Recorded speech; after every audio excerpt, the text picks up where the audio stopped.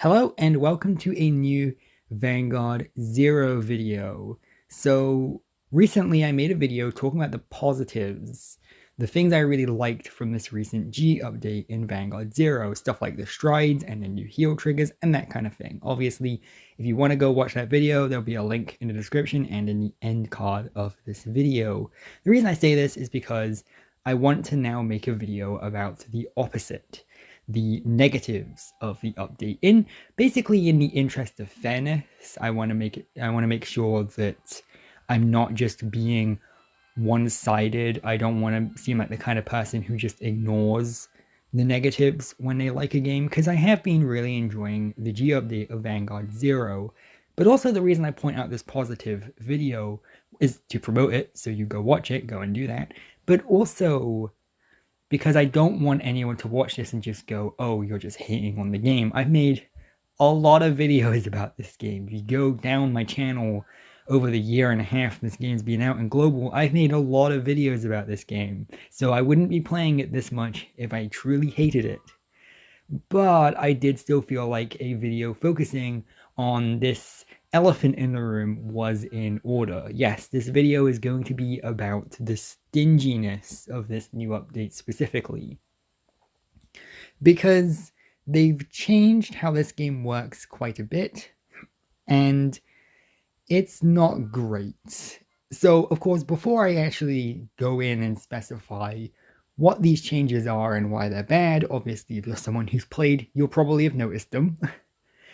But before I go into that, I should probably give a disclaimer about what gacha games are, because I know if I don't, people will comment with, well, gacha games are supposed to pressure you into spending money, they're supposed to be stingy, you're just a filthy free-to-play player, deal with it, basically. And so I want to address that first, right? Gacha games are made to make money, right? You know, they're free-to-play games, and you download them for free, and they pressure you into grinding and wasting your time, or parting with your money, right? Usually players will kind of pick one or the other. They'll be like, okay, do I want to save time and spend money, or do I want to grind and spend hours getting the resources I want? Or, of course, there's a combination of both, paying for some things and grinding for others. This is what gacha games are. So there's always going to be an element of stinginess to them. That is the point. However, I do think that before the G update, they handled this a lot better. They still had things that pressured you into spending money, but it was also still perfectly reasonable to kind of get through the game without feeling quite as pressured as you do now. Of course, that's another thing I do need to mention too, is I don't know how much money this game makes. I don't think bushiroad have ever officially released the numbers as to how much this game makes. We don't know how profitable it is. I'm pretty sure bushiroad have in the past bragged about how profitable this game is, but we don't know for certain, right? And of course, these changes to make the game a bit more stingy with giving out items could be a result of that. This could be a case, best case scenario, you know, this is my best faith criticism, that this is something they had to do to keep the game running. Gacha games are very, very, very expensive to run and maintain. They get so many updates, they have servers that have to be supported, and so on and so forth, you know? Like, we get a new set of cards every month, and we get multiple events every month. That's a lot of new content to maintain. And so, this game does cost a lot to keep up and running. However, just because I know all that stuff doesn't mean I'm not allowed to criticize the way they've handled it. See, I understand why they may have made these changes, but that doesn't necessarily mean I love these changes or they make me want to keep playing. I want to keep playing despite these changes, not because of them. And before anyone calls me a filthy free-to-play player, I spent money on this game. So I'm not just complaining because I want to get everything without having to pay real money. Instead, I'm echoing the sentiments that a lot of other players have felt with their frustration, and I have been paying attention to basically everything I've seen other people say about this.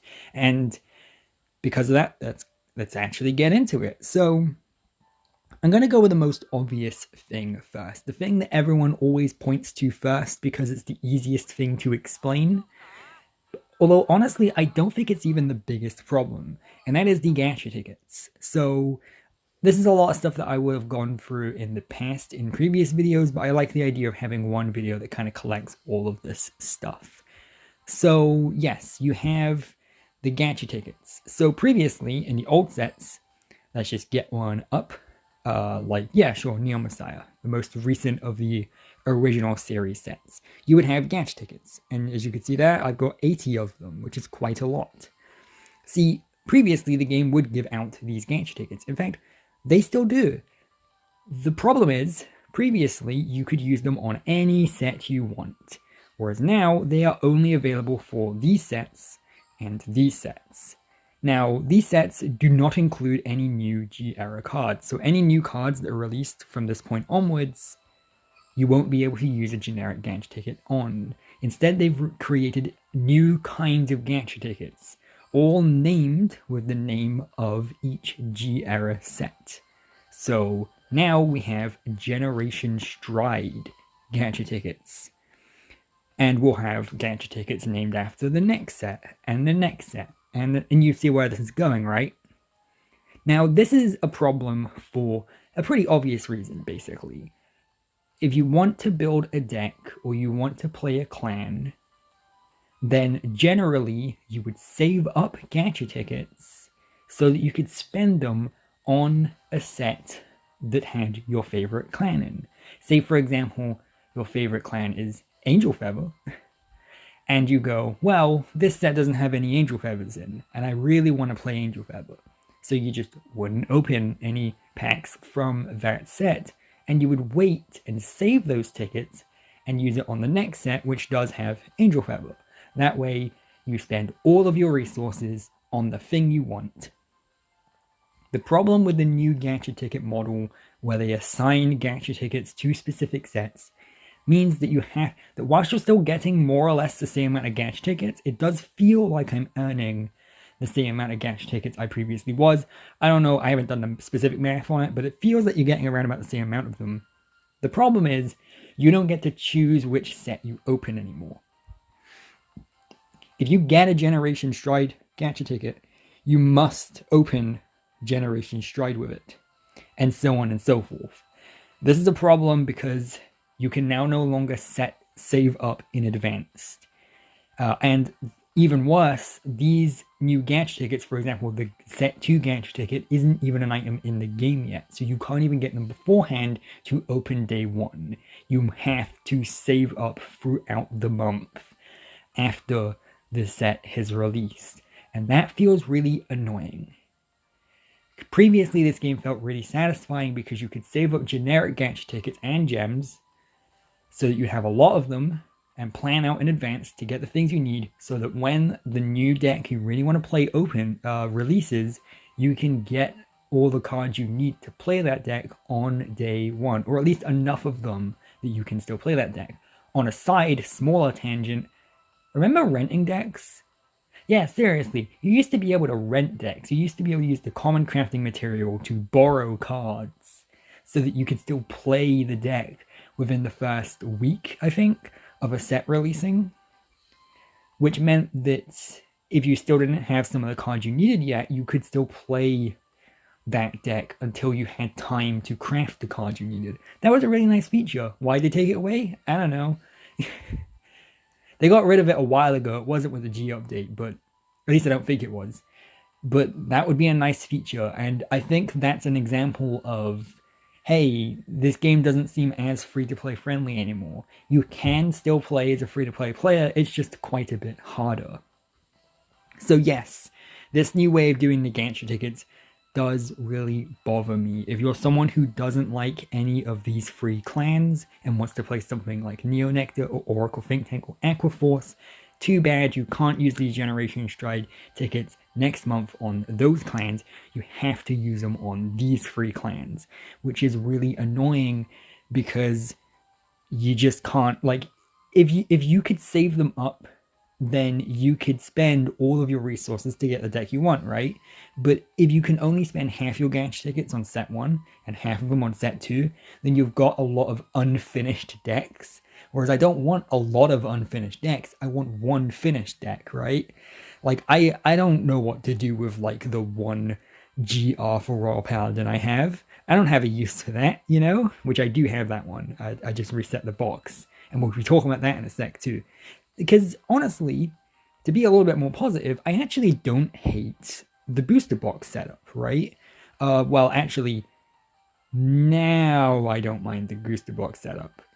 See, if we ignore the GRs, the booster box setup is pretty nice. You know, you open packs you want, and then you reset the booster box to get those cards back so that you can open them again. So if you get really lucky and you're aiming for Gear Chronicle, for example, if you manage to pull the couple of copies of Chronojet Dragon fairly early on, you can reset the box to pull them again.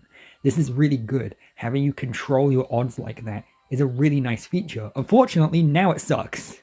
Just by adding the GRs in, it automatically sucks because you have 2 GRs for each clan and only 1 copy of each in each booster box. That gives you a 6 in 150 chance of pulling a GR, and you have an even lower, like a 2 in 150 chance of getting one for the clan you want, which makes resetting booster boxes pointless unless you're really, really lucky.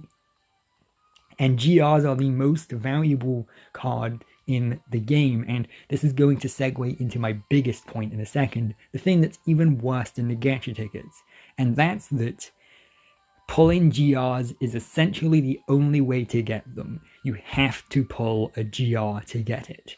Now you may be thinking, wait a second, you can craft GRs.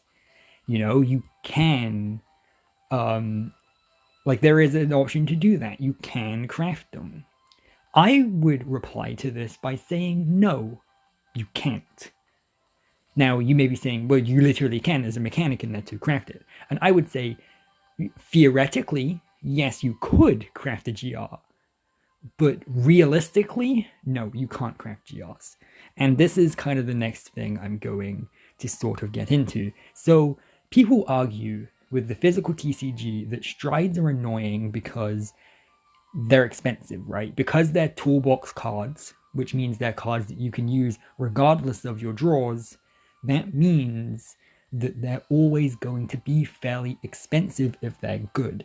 And this drove up the prices of real physical cards on the singles market. But to this I would argue, at least you could buy singles of the strides. They may be a bit more expensive than you'd like them to be, but at least you could buy singles.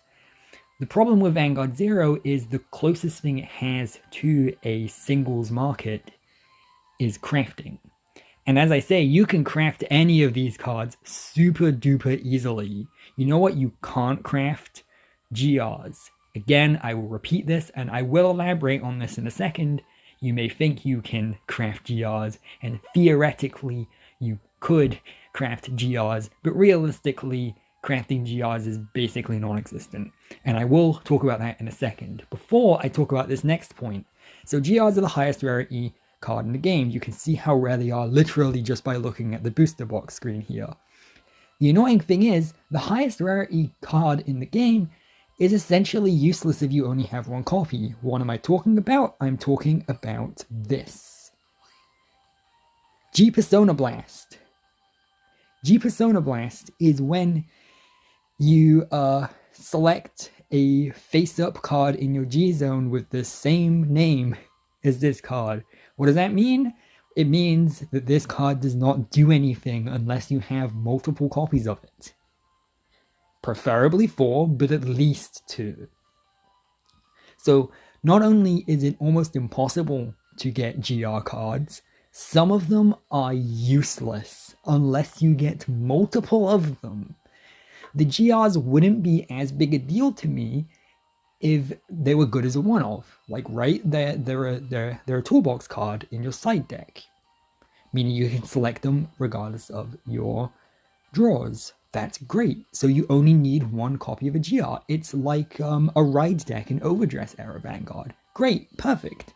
No, you still need the Persona Blast. Not for all of them, but for a lot of them, including the one in the current Nova Grappler event. That's kind of a pain in the ass. So yeah. Anyway, let's talk about the crafting for a sec now, because this is like my big smoking gun. This is the thing that makes my blood boil even more so than the gacha tickets. And that's the idea that you can't craft them, right? So, okay, so it takes 100 of the stride material to craft a G-Rat, right? That's quite a lot. You get one of those for each common you get, 2 of those for each rare you get, and so on and so forth. That's quite a lot, right? 100, you know, you have to open quite a lot of packs to get those. But it's doable, right?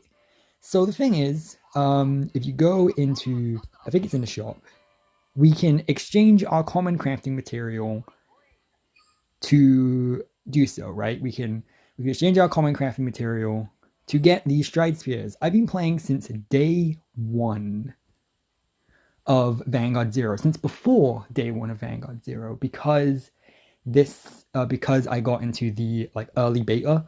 Weird flex, but okay.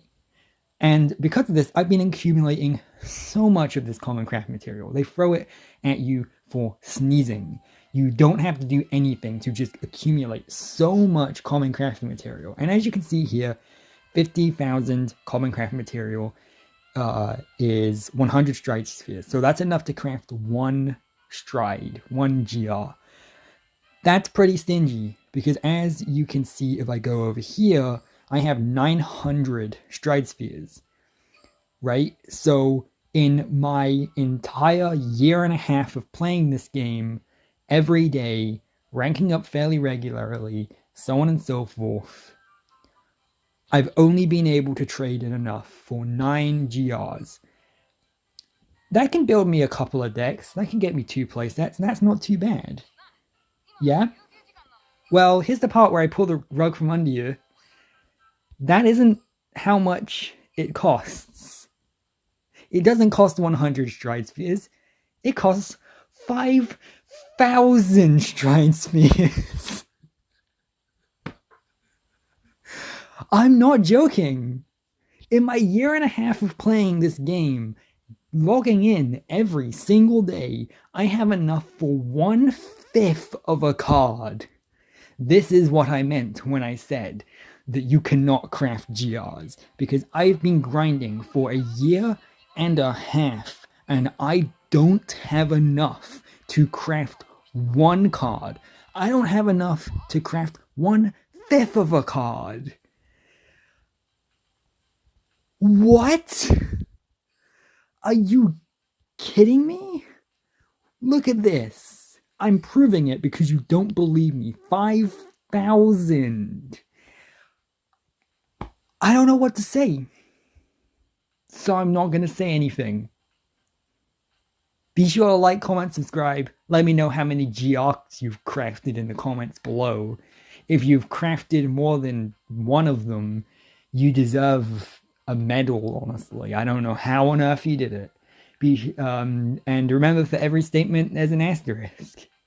See ya.